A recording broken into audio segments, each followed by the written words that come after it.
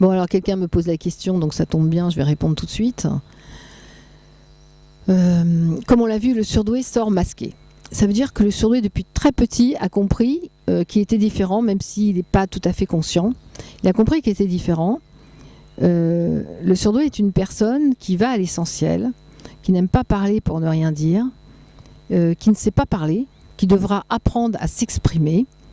Comme disait quelqu'un que j'aime beaucoup qui s'appelle Rémi, comme disait Rémi, c'est dur pour un surdoué de mettre des mots sur quelque chose qui nous fait mal, mais qui en réalité s'appelle l'émotion. Donc l'émotion est quelque chose qui sort avec difficulté quand on n'arrive pas à s'exprimer. Donc oui, Rémi, c'est difficile de trouver des mots pour exprimer cette émotion. Donc le surdoué devra apprendre à parler, et c'est très difficile pour lui. Parce que l'émotion n'a pas de mots, c'est pas un vocabulaire qu'on apprend, c'est plus du domaine de la poésie, par exemple. Quoi qu'il en soit, le fait de se cacher, le fait de vouloir à tout prix, c'est l'obsession, c'est vraiment l'obsession du surdoué. Non, Raymond, je veux faire comme tout le monde. J'ai toujours essayé. J'ai essayé avant toi. Donc, le surdoué comprend très bien que s'il arrivait à faire comme tout le monde, il n'aurait plus de problème. Il serait accepté par tout le monde, il serait comme tout le monde, il serait intégré. Mais il n'est pas comme tout le monde. Donc, il va commencer à marcher à contresens de sa personnalité. Quand on marche à contresens de sa personnalité, il y a une partie, deux parties d'ailleurs, enfin qui sont reliées, avec lesquelles on ne peut pas tricher. La première, c'est l'inconscient qui va vous envoyer des messages et qui va utiliser votre corps, qui va utiliser notre corps parce qu'il n'a pas d'autre moyen de communiquer avec nous.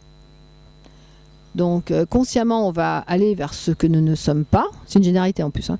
C'est pas que les surdoués. On va aller vers, mais très particulier aux surdoués. Le surdoué va donc, on va parler du surdoué. Le surdoué va donc aller vers une personnalité qui n'est pas la sienne, parce que cette émotion le dérange, donc il va rentrer dans un discours très posé, très cartésien, qui n'est pas du tout le sien.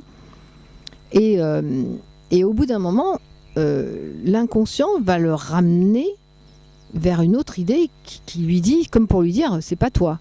Donc comprenez bien, on m'a posé la question, c'est quoi une angoisse ? Une angoisse, c'est l'inconscient, enfin, vous faites quelque chose qui n'est pas vous. Donc, il y a un conflit. Il y a un conflit entre votre réelle personnalité et ce que vous êtes en train de faire.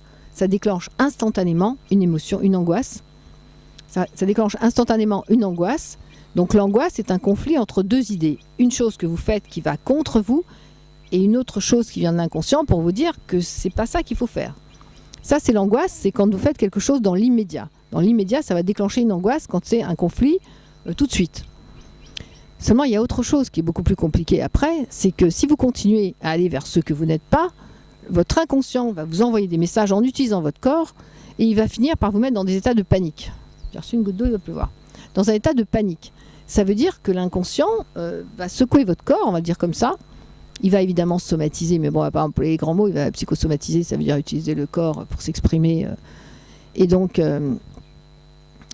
à ce moment-là, il va vous déclencher une grande secousse pour vous dire que de toute façon, vous n'allez pas dans la direction qui est votre personnalité. C'est ce qui s'appelle une attaque de panique, que moi j'ai appelée ADP, qu'on a appelé d'ailleurs dans le milieu ADP, que j'ai appelé attaque de personnalité. J'en ai déjà parlé, mais voilà, on revient là-dessus. Donc l'angoisse, c'est quoi ? C'est deux idées en conflit qui se déclenchent dans l'immédiat. Donc vous pouvez regarder ce que vous avez fait qui ne vous convient pas, ce que vous avez fait qui ne vous convient pas. L'attaque de panique est plus compliquée à déceler, c'est que vous êtes constamment en train d'aller vers une route qui n'est pas la vôtre. Votre inconscient utilise votre corps pour vous dire ce n'est pas par là que tu dois aller. Et vous, vous y allez quand même. Je viens de là. Hein. J'ai fait ça moi aussi. Donc je sais de quoi ça parle. Je sais à quel point c'est extrêmement douloureux parce que ce sont des angoisses d'agonie, de mort, de sensation de mourir. Mais on ne meurt jamais en plus. Hein. Donc c'est ça, l'attaque de panique. Ensuite, il y a un principe de phobie. C'est quoi la phobie ? C'est quelqu'un qui n'arrive pas à dire de quoi il a peur. Donc il ne dit pas j'ai peur de, puisque la phobie, sa peur n'étant pas identifiée. La phobie, c'est de prendre un substitut, araignée, avion, ascenseur, voilà, pour dire, pour identifier sa peur. La personne ne dit plus j'ai peur de je sais pas quoi. Il va poser sur un substitut cette peur. La personne va dire j'ai peur d'une araignée, j'ai peur de l'avion, j'ai peur de ça. Donc quelque part, c'est notre métier à nous les psys de savoir décoder les les objets qui ont été choisis ou les endroits, enfin voilà, et on sait de quoi vous avez peur, mais évidemment après c'est de vous le faire dire, et ça j'ai déjà dit dans une vidéo, j'ai l'impression de me répéter, mais c'est pas grave.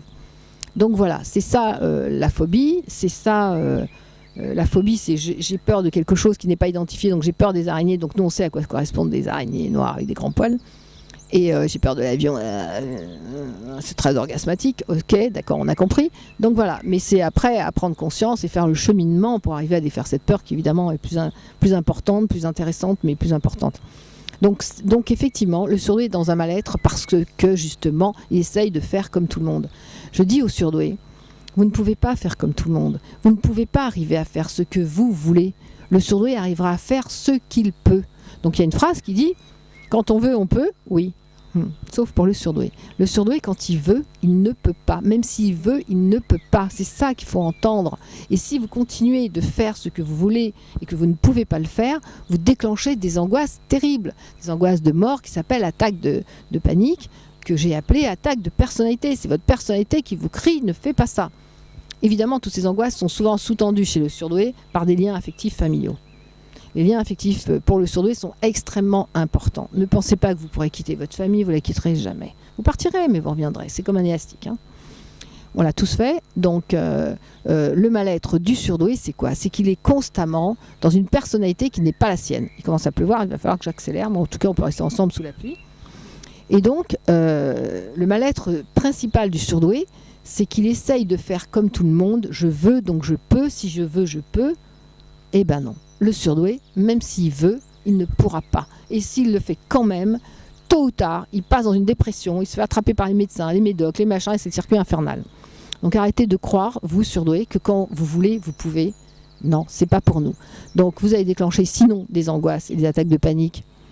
Et après des symptômes, alors dermatose et tout ça, toute la quanti, maux de ventre, maux de tête, voilà, qui sont reliés chaque fois à un point bien précis de lien affectif que nous savons décoder, qui est notre métier, et notre métier passion, voilà, c'est ça. Mais très sérieusement, voilà, c'est ça le mal-être du surdoué. Arrêtez de faire ce que vous ne pouvez pas faire. Si vous ne voulez pas prendre l'avion, dites je ne prendrai pas l'avion. Où est le problème? Vous ne pouvez pas prendre l'avion, mais vous savez écrire ou faire des tableaux, je ne sais pas quoi, ou planter des choux, je ne sais pas. Mais eux ne savent pas faire, donc voilà. On utilise beaucoup le surdoué et son mal-être pour se faire croire. Certaines personnes, beaucoup de personnes utilisent le mal-être du surdoué pour se faire croire qu'ils sont des êtres forts et puissants. Ils utilisent votre petit talon d'Achille, qui est l'obsession de vouloir faire ce que vous ne pouvez pas faire, pour eux-mêmes se glorifier, de vous démontrer à quel point vous êtes nul et que vous n'y arrivez pas. Ne marchez pas dans cette combine. C'est un truc qui nous met plus bas que terre. Voilà. Donc le mal-être du surdoué, c'est ça. Le mal-être du surdoué est qu'il n'a pas confiance en lui et qu'il n'aura jamais confiance en lui. Le mal-être du surdoué, c'est aussi d'être un enfant et de ne pas vouloir accepter que les psychanalystes fassent encore l'erreur de vouloir faire grandir le petit enfant qui est en eux et qui grandira jamais. Voilà. Donc la dépression du surdoué, c'est bien sûr de s'identifier le plus rapidement possible en tant que surdoué et ne pas rester dans ce mal-être à vouloir absolument faire comme tout le monde, qui déclenche des angoisses, des peurs, chaque fois que nous ne sommes pas dans notre vraie personnalité. Nous devons faire l'effort de rechercher cette personnalité, qui est d'ailleurs passionnante chez le surdoué, puisqu'elle est très riche dans plein de choses, etc. Et arrêtez de sortir masqué. Voilà, donc c'est ça le mal-être du surdoué. Il n'a pas confiance en lui, il n'aura jamais confiance en lui, mais il sera conscient de ses valeurs. Il pourra trouver une certaine assurance, pas confiance, c'est même pas la peine de perdre son temps dans des machins et tout. Et il trouvera une assurance et il reconnaîtra ses valeurs. Il doit s'appuyer sur ses valeurs, ses valeurs à lui. Voilà, en tout cas, c'est ce que je voulais vous dire pour le mal-être du surdoué qui va de toute façon à contresens, mais son corps, l'être humain est fait de cette façon que de toute façon, même s'il part dans une autre direction, les angoisses le ramènent vers sa route. Donc écoutez votre corps vous parle, entendez-le et rectifiez. Voilà, je vous embrasse, on peut couper la caméra. Bisous.